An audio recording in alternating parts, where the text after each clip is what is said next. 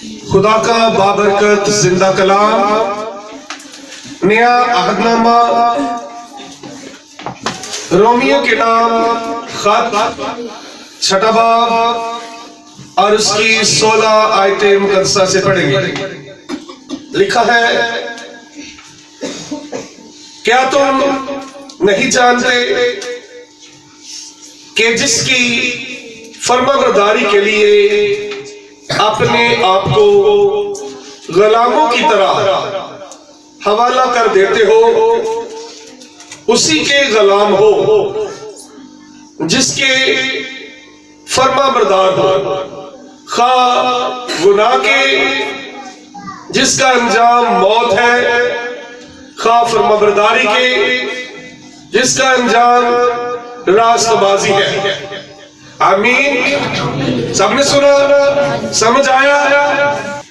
खुदा का बंदा खुदावंद की हिदायत से बात करता हम सब से। लिखा है, हम जिस किसी की भी ताबियादारी करते हैं हम उसके गुलाम हैं। आज का मजमून है गुलाम।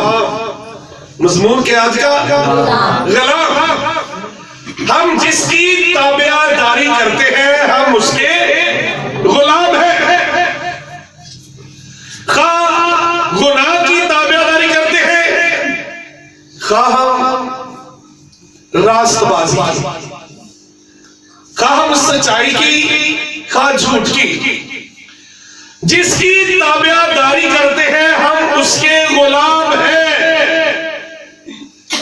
जिसके लिए हम इबादत को छोड़ देते हैं हम उसके गुलाम हैं।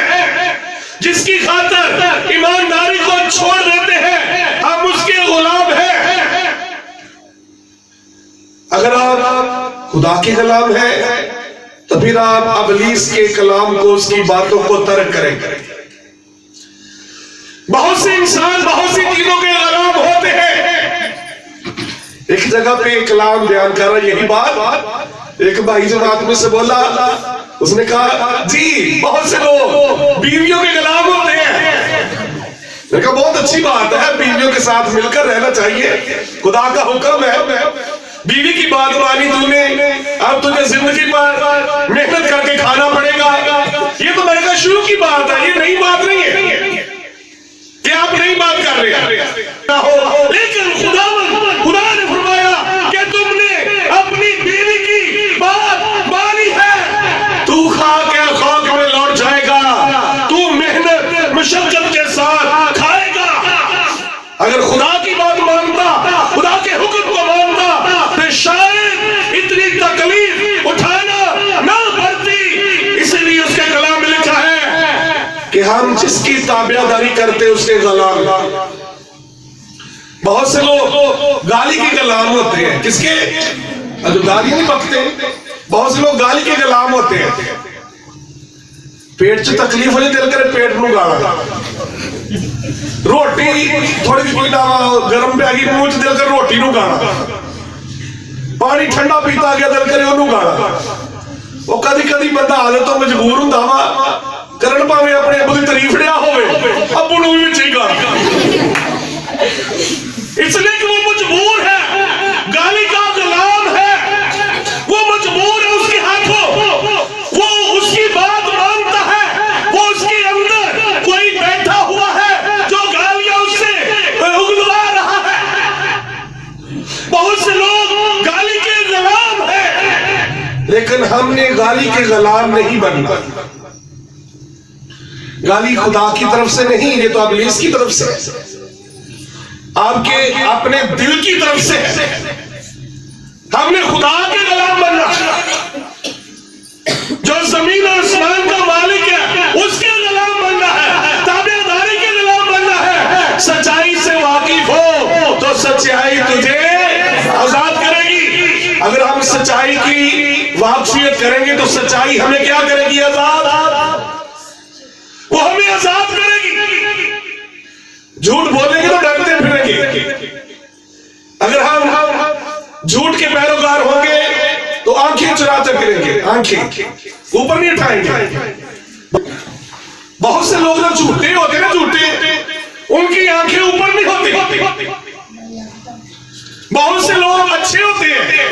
उनकी आंखें भी ऊपर नहीं होती, वो भी ऐसे चलते हैं, ऐसे ऐसे नीचे करके चलते हैं। इसका ये नहीं मतलब कि वो गलत है, झूठा है, इसका ये मतलब नहीं है। वो अच्छा है, वो किसी की तरफ आंख उठाकर नहीं देखता, वो गलत नहीं है। जो ये बात है ना, झूठे लोग नजर नहीं उठाते, उसका मतलब है कि वो किसी के साथ आंख उठाकर बात नहीं कर सकते, इसलिए कि उनके अंदर चोर होता है, उनके अंदर चोर होता है। वो झूठ के गुलाम है। किसके गुलाम है? झूठ के गुलाम है। कलाम हक में लिखा है, हननिया और सफीरा, लालच किया उन लोगों ने, रुपए पैसे का लालच किया और खुदा के खादमों के साथ झूठ बोला उन लोगों ने। वो झूठ के गुलाम थे, झूठ की गुलामी की, इसलिए खुदा के रूह के साथ झूठ बोला। पतरस रसूल ने कहा कि आपने ने क्या किया? खुदा के रूह के साथ झूठ क्यों बोला है? तू अभी मर जाएगा, जिंदा नहीं रहेगा। जिस्मानी तौर पर नहीं तो रूहानी तौर पर तो इंसान जरूर मर जाता है। खुदा ने कहा, अगर तुमने इस दरख्त का फल खाया तो तू मरा। बेशक 930 बरस तक वो जीता रहा, लेकर मुर्दा, रूहानी तौर पर मुर्दा। इसलिए कि जमीन आसमान तो टल सकते हैं, लेकिन खुदा के मुंह की बातें टल नहीं सकती। बहुत से लोग बहुत सी बुराइयों के गुलाम हैं, बहुत सी बुराइयों के गुलाम हैं। हमने इब्लीस की गुलामी नहीं करनी, हमने उसकी गुलामी से निकलना है। हमने खुदा की ताबेदारी करनी है, उसके हुक्मों को मानना है, उसके हुक्मों को मानना है। दूसरा हुक्म क्या है? बुतों की पूजा नहीं करना, पूजा ना करना। क्या? बुतों की पूजा करना। जितने बता रहे हैं उनके लिए बाकी सब ताली लगाए। बहुत अच्छा। ये खुदा का हुक्म है कि बुतों की पूजा ना करना, कोई तराशी हुई मूर्त के आगे सिजदा ना करना। ये खुदा का हुक्म है। अगर हम करेंगे तो क्या करते हैं? हम गुलाम हैं, मूर्तियों के गुलाम हैं। 8वां हुक्म क्या है? 8वां हुक्म जी जल्दी से, 8वां हुक्म। मुझे कह रहे हैं चोरी नहीं करना, ठीक है, अभी हम चोरी नहीं करते, आप भी ना करना। ये खुदा का हुक्म है, उसने फरमाया है मुझे, आप सबको उसने कहा है, ये खुदा ने कहा है कि तू चोरी ना करना। अगर हम चोरी करेंगे तो इसका मतलब हम चोरी के गुलाम हैं, चोरी के गुलाम हैं। खुदा के जिंदा कलाम में लिखा है, अकन बिन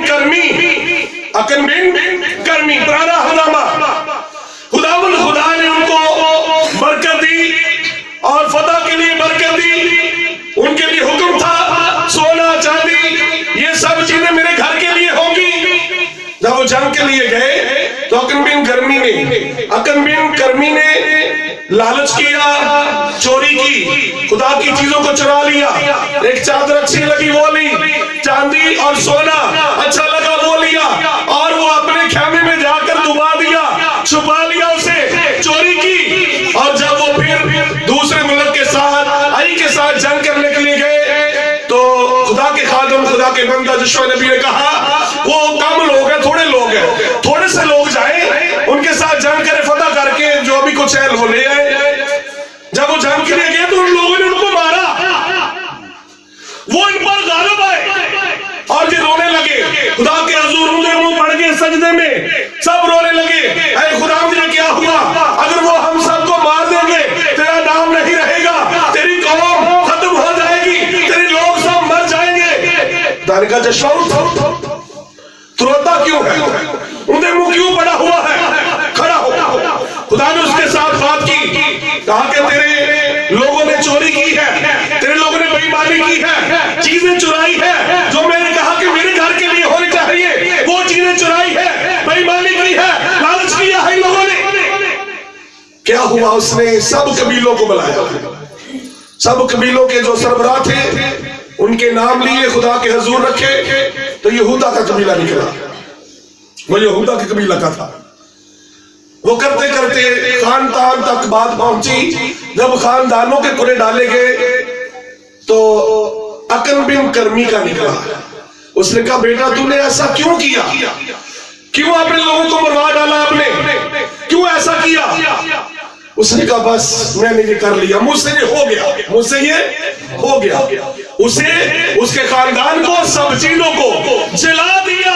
फिर खुदा ने उनकी जान छोड़ी। उन सबको खत्म करने के बाद ऐसा हुआ इसलिए कि वो आदमी चोरी का गुलाम था। हमने चोरी के गुलाम नहीं बनना। आमीन आमीन, थैंक यू आमीन। हमने चोरी के गुलाम नहीं बनना। खुदा ने जो हमें हुक्म दिए वो इसीलिए दिए हैं कि मेरे लोग मुझे तरजीह दें। अगर हम खुदा के कलाम को, हुक्मों को तरजीह देते हैं तो हम खुदा को तरजीह देते हैं। हम जिसे भी तरजीह देते हैं उसके गुलाम है, जिसे भी हम तरजीह देते हैं उसके गुलाम है। अगर आपको परेशान करती है तो अगर आप लोग यीशु की बात नहीं मानते तो फिर जी आपकी गलती है कि आप परेशानी को तरजीह देते हैं। परेशानी के गुलाम है आप। हर परेशानी का खुदावंद हल है, हर बीमारी का वो इलाज है, हर दुख का वो हल है। अगर वो जमीन आसमान को बना सकता है, जमीन पर आज कौन सा काम वो कर नहीं सकता? वो हमें बचाने की कुदरत रखता है। हमने खुदावंद के गुलाम बनना है, सच्चाई के गुलाम बनना है, हमने ताबियादारी के गुलाम बनना है, ईमानदारी के, पाकीज़गी के हमने गुलाम बनना है। हरामकारी के गुलाम नहीं बनना। हरामकारी यूसुफ के साथ मुकाबले के लिए आई निकली। यूसुफ पाकीज़गी का गुलाम था। याकूब का बेटा यूसुफ नबी वो पाकीज़गी का गुलाम था, यानी कि खुदा का गुलाम था। हरामकारी उसके पास आई। उसने कहा मैं अपने खुदा के हुजूर इतना बड़ा गुनाह क्यों करूं? वो उस पर गालिब आया इसलिए कि वो सच्चाई का, ईमानदारी का, पाकीज़गी का गुलाम था। अगर आप लोग सच्चाई, ईमानदारी, पाकीज़गी के गुलाम है तो हर तरह के इब्लीस की मकारी पर हमने गालिब आना है। हमने खुदा के गुलाम बनना है। बहुत से गुलाम बेकदर गुलाम भी होते हैं। गुलाम तो ईमानदारी के होते हैं लेकिन बेकदर होते हैं। खुदा उनके लिए बड़े अजीब काम करता है। जैसे कि इस्राएली लोगों का अभी हमने हवाला पढ़ा है, बयान किया है। खुदा ने कितने बड़े उन लोगों ने ये काम किए लेकिन तो भी उन लोगों ने चोरी की। ये बेकदर गुलाम था इसलिए इन सबको खत्म किया गया। बेकदर गुलामों को भी खत्म किया जाएगा, नाफरमान गुलामों को भी खत्म किया जाएगा। जो इब्लीस के गुलाम है वो तो उसके गुलाम है, वो तो उसके गुलाम है, लेकिन हमने इब्लीस की गुलामी नहीं करनी। और इसी किताब के 7वें बाब में लिखा है हम इब्लीस की गुलामी से कैसे छूट सकते हैं, जो कि दुनिया का तमाम इंसानों का बाप यानी कि बाबा आदम, उसने गुनाह किया और जितनी उसकी नस्ल है वो सारी की सारी गुनहगार है। वो सारी की सारी गुनहगार है, यानी कि सारे के सारे इब्लीस के साथ मेल मिलाप रखते हैं। सिर्फ एक खुदा का कलाम जो इंसान बनकर आया, जो कि खुदा रूह ने पूरे तौर पर उसे बच्चा बनाया और मुकद्दसा मां मरियम के पेट में रखा, वो औरत की नस्ल गिना गया। उसके अलावा जितने भी आदम की नस्ल है वो सब गुनहगार है और सबको गुनाहों से तौबा की जरूरत है। और जो रोमियो की किताब 7 बाब में लिखा है, शादी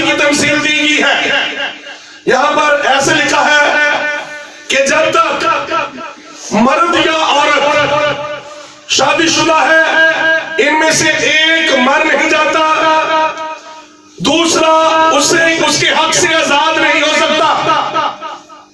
अगर एक मर गया तो दूसरा फिर उसके हक से आजाद है, जहां जी चाहे वो शादी कर सकता है। ये खुदा के कलाम की बात है, वरना वो उसके हक में है।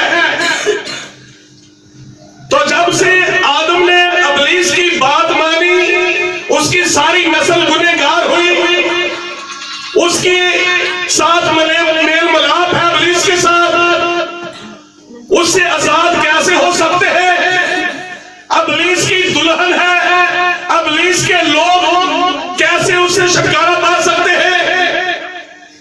जब हम मसीह में मरेंगे उस वक्त हम उससे आजाद होंगे। जिस वक्त हम मसीह में मरेंगे उस वक्त उसके हक से हम आजाद होंगे।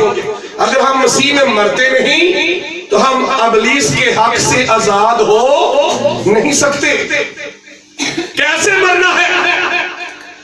6 बाब की दूसरी आयत में लिखा है, रोमियो की किताब, कि हम जितनों ने पानी का बपतिस्मा लिया, मसीह की मौत में शामिल होने का बपतिस्मा लिया।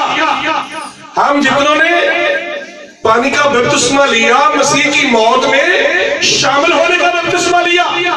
जब हम पानी के अंदर उतरकर लिटाए जाते हैं तो मसीह में मर जाते हैं, इब्लीस के हाथों से आजाद हो जाते हैं, फिर हमारा नाता उससे खत्म हो जाता है। जब हम खड़े होते हैं हमारा नाता खुदावंद यीशु के साथ बन जाता है। अपना हाथ खुदावंद यीशु के हाथों में कर देते हैं, हम उसके हाथ में हो जाते हैं, इब्लीस की तरफ से हम खत्म हो जाते हैं। मरने के अलावा नाता नहीं छूटता, मरने के अलावा रिश्ता नहीं टूटता। ये शरीयत है खुदा के कलाम से। जब तक हम मरते नहीं, यानी कि मसीह में नहीं मरते, इब्लीस के हाथों से छूट नहीं सकते। जब हम मसीह के हाथ में हाथ अपना दे देते हैं, फिर भी बहुत सा अरसा आपको गहरे तौर पर मसीह के साथ ताल्लुक रखना पड़ेगा। गहरे तौर पर अगर गहरा ताल्लुक नहीं रखेंगे तो आपको पुरानी जिंदगी की बातें बार बार याद आती रहेंगी, बार बार वो आपको याद दिलाएगा। वो कहेगा, देख कैसी जिंदगी थी, कितने गाने सुनता था, कितना खुश रहता था, कितना नाचता था, जहां जी चाहता खड़ा होकर वो ऐसे करता, ये करता, वो करता। वो ऐसी बातें आपकी जिंदगी में भरता है। यीशु के साथ गहरे तौर पर नाता रखेंगे तो आप मुकम्मल तौर पर उससे आजाद हो जाएंगे, यीशु की दुल्हन बन जाएंगे, यीशु के गुलाम हो जाएंगे। खरीदा हुआ खादम, गुलाम का मतलब क्या है? खरीदा हुआ खादम, ये इसका मतलब है। गुलाम का मतलब है खादम, खरीदा हुआ, कम तरीन, खाकसार, नौकर, फर्माबरदार। जिसकी आप फर्माबरदारी करते हैं आप उसके गुलाम हैं, आप उसके गुलाम हैं। अगर आप खुदावंद की फर्माबरदारी करते हैं, कितनी सर्दी है, बेशक मुझे पसीना आ रहा है लेकिन सर्दी बहुत है बाहर। आप लोग इतनी सर्दी को छोड़कर आए हैं, इतनी सर्दी को पीछे छोड़कर उसके चरणों में आए हैं, ये बहुत बड़ी बात है। इसलिए कि आप उसकी ताबेदारी के लिए आए हैं, उसकी बात को सुनने के लिए आए हैं। हमारी आपसे गुजारिश है कि आप गहरे तौर पर यीशु के साथ नाता रखें ताकि मुकम्मल तौर पर इब्लीस के नाते से छूट जाए, मुकम्मल तौर पर फर्माबरदार हो जाए। इब्लीस के नहीं, खुदावंद यीशु के फर्माबरदार होंगे तो फिर वो हमारा दुल्हा और हम उसकी दुल्हन। उसके हाथों से फिर कोई भी हमें छुड़ाने वाला नहीं होगा।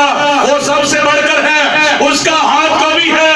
वो हम उसकी शुक्रगुजारी करते जो आपके बीच में उतरा हुआ है, आपको लेने के लिए आसमान छोड़कर आया है ताकि मेरी दुल्हन तैयार हो जाए। मैं इनको आसमान ताबेदारी करनी है। गुलाम का क्या मतलब है? ताबेदार, फरमाबरदार। हमने खुदावंद यीशु की फरमाबरदारी करनी है, उसके हुक्मों को मानना है। जो कुछ वो फरमाते हैं हमने वो करना है। अगर अबलीस की करेंगे तो अबलीस के हम खादम होंगे, अबलीस के गुलाम होंगे। अगर यीशु के बातों को मानेंगे तो यीशु के गुलाम होंगे। सो खुदा का जिंदा कलाम के पढ़े सुने जाने पर बस करते हैं। आमीन।